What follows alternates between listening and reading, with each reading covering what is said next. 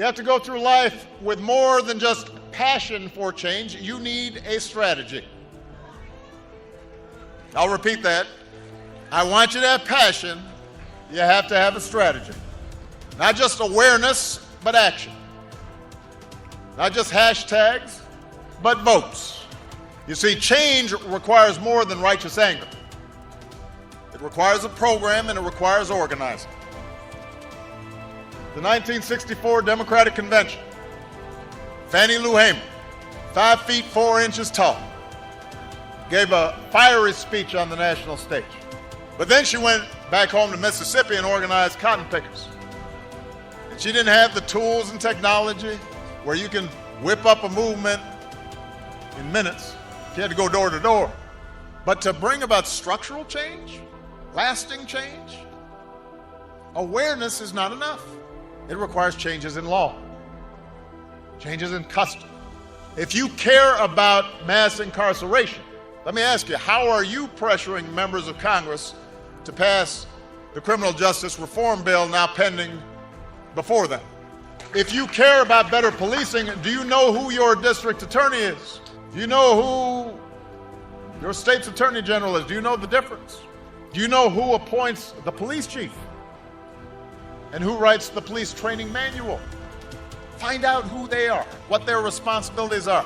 Mobilize the community, present them with a plan, work with them to bring about change, hold them accountable if they do not deliver. Passion is vital, but you gotta have a strategy. And your plan better include voting. Not just some of the time, but all of the time. It is absolutely true that 50 years after the Voting Rights Act, there are still too many barriers in this country to vote. There are too many people trying to erect new barriers to voting. This is the only advanced democracy on earth that goes out of its way to make it difficult for people to vote. And there's a reason for that. There's a legacy to that. Change requires more than just speaking out. It requires listening as well. In particular, it requires listening to those with whom you disagree and being prepared to compromise. You know, when I was a state senator, I helped pass Illinois' first racial profiling law and one of the first laws in the nation requiring the videotaping of confessions in capital cases. And we were successful because early on, I engaged law enforcement. I didn't say to them, "Oh, you guys are so racist. You need to do something."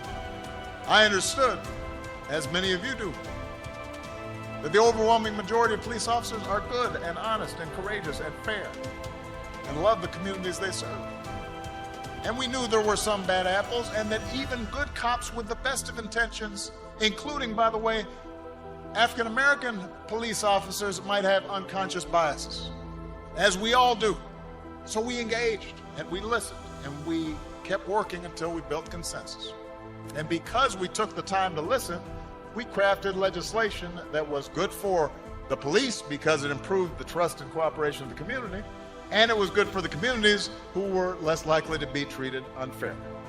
There will be times when you shouldn't compromise your core values, your integrity, and you will have the responsibility to speak up in the face of injustice.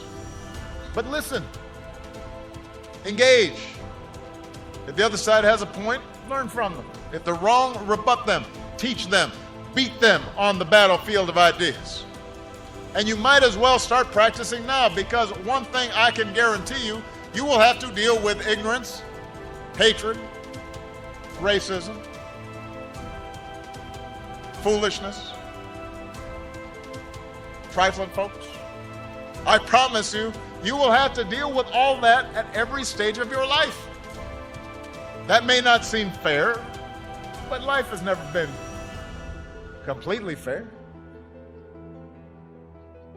Nobody promised you a crystal stair.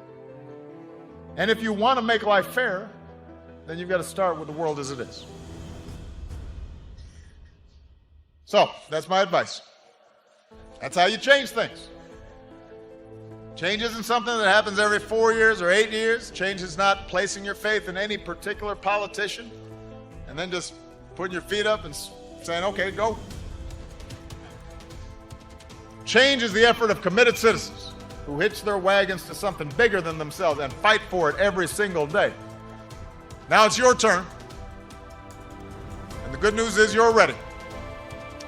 And when your journey seems too hard, and when you run into a chorus of cynics who tell you that you're being foolish to keep believing, or that you can't do something, or that you should just give up, or you should just settle, you might say to yourself a little phrase that I've found handy these last 8 years. Yes, we can.